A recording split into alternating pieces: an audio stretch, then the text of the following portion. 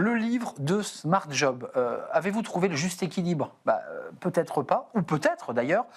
Penchez-vous sur ce livre en équilibre, écrit par Sandra Le Guyader-Fiodo, justement pour s'affranchir des injonctions et pour trouver son propre équilibre. Bah oui, l'équilibre, c'est propre à chacun. Et j'accueille Sandra Le Guyader-Fiodo. Ravi de vous accueillir, chère Sandra, fondatrice de Conscious Cultures, auteur chez Vibert de ce livre. Et puis, vous êtes très occupée par ailleurs, et ça va m'amener à vous poser la question, à un podcast Les Équilibristes, 500 000 écoutes. Vous avez réussi à trouver le bon équilibre, vous, l'autrice? Moi, il est tout le temps en redéfinition, mon équilibre. C'est un peu le sujet du livre. C'est un peu de dire, on est sans cesse en train de rééquilibrer. Moi, c'est mon propos, c'est de dire que l'équilibre, c'est une succession de déséquilibres rattrapés. Donc, c'est un peu comme les personnes qu'on voit dans les magazines de mode. On essaie de s'identifier. Non, il faut avoir sa propre ligne d'équilibre.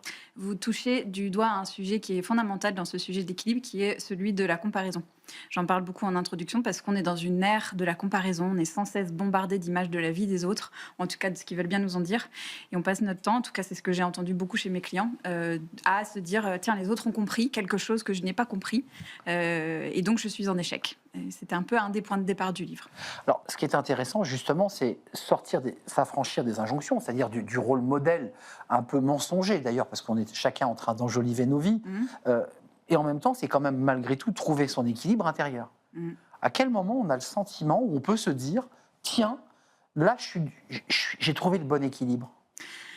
Alors, vous parlez de sentiments, et je crois que c'est une bonne question. C'est pas une image, l'équilibre, c'est comment je me sens à l'instant T. C'est toujours un certain équilibre.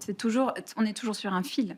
Donc, c'est pouvoir se poser des bonnes questions, c'est ce à quoi sert le livre. J'ai voulu aller au-delà de cette question de « je veux préserver mon équilibre de vie ». Je me suis rendu compte que ça n'avait aucun sens, cette question, parce que si je vous pose la question aujourd'hui et dans 10 jours, ce ne sera pas la même définition, et la mienne sera différente. Donc, qu'est-ce qu'on a comme besoin derrière le besoin d'équilibre? C'est ce que je me suis attachée à explorer dans le livre, en proposant à la fois des prises de hauteur, mais aussi des questions très, très concrètes. J'ai identifié 4 grands besoins qu'on trouve derrière le besoin d'équilibre. Celui de se sentir aligné, en cohérence. Celui de pouvoir adapter la place du travail au moment de vie qu'on est en train de vivre, trouver la juste place du travail.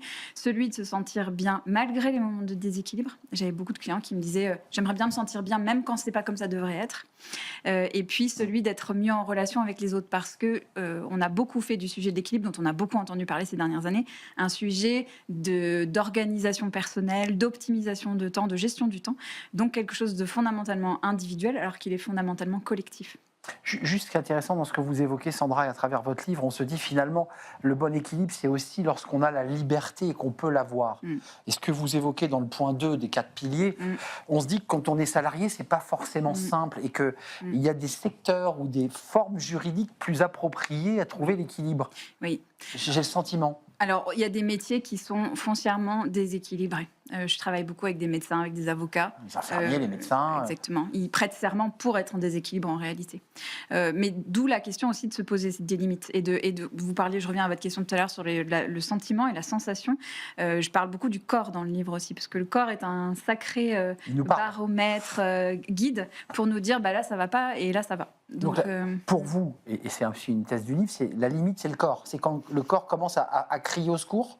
Ah avant, on peut l'espérer, on peut écouter les choses avant et puis se poser des questions. Il y a un exercice que je propose dans le livre qui est un exercice très simple et très ludique et qu'on peut faire à plusieurs, qui s'appelle la roue de la vie, que j'adore proposer parce que les gens accrochent. Il est ludique, il est drôle et il permet de se dire, au-delà du pro et du perso, qui est une manière de voir les choses, qu'est-ce qu'on met dans le pro, qu'est-ce qu'on met dans le perso, cet exercice permet de se dire, il y a plein de domaines dans notre vie, quelle est l'attention que j'ai envie d'accorder à chacun à quel moment et comment je me sens dans ce domaine-là. Et donc ça, c'est au-delà du corps, c'est une bonne façon aussi de se poser des questions qui amènent des réponses qui nous permettent de faire bouger les choses. Tiens, d'ailleurs, c'est vrai qu'on adresse souvent le sujet d'équilibre entre vie pro, vie perso. En tout cas, on l'adresse beaucoup sur ce plateau, mais le vrai danger, c'est qu'aujourd'hui, en fait, tout chevauche. C'est-à-dire que j'ai mon téléphone sur mon canapé, sur un temps de loisir, mais en fait, je suis en train de répondre à quelqu'un.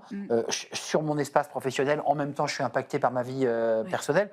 C'est compliqué, en fait, de bien segmenter, c'est quasiment même impossible. Oui, et cette question de la segmentation, elle est intéressante parce que les études nous disent une chose et son contraire Ouais. sur l'intérêt de segmenter. Par contre, ce qu'on sait, c'est que, enfin, ce que ça montre en tout cas, c'est que l'équilibre, c'est pas une question de gestion du temps. Derrière la question de l'équilibre, il y a une question de gestion de l'attention.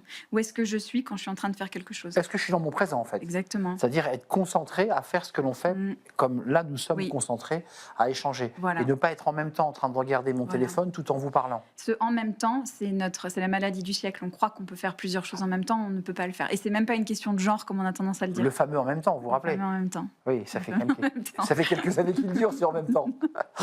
Merci Sandra Le Guyader-Fillaudo. En équilibre, s'affranchir des injonctions pour trouver son propre équilibre, vie pro, vie perso, et d'ailleurs au-delà même, Au-delà, parce que ouais. ça va au-delà de ce simple segment vie pro, vie perso. Édition Vuibert, c'est son livre. Elle est coach. Et écoutez son podcast Les Équilibristes, qui vient bien sûr faire écho à ce livre en équilibre. Merci à vous, chère Sandra, merci à vous, chers téléspectateurs fidèles, pour vos messages. Merci à toute l'équipe, merci à Nicolas Juchat, bien entendu, Angèle à la réalisation, et je n'oublie pas évidemment Paul, au son aujourd'hui. Je vous dis à très très bientôt. Bye bye.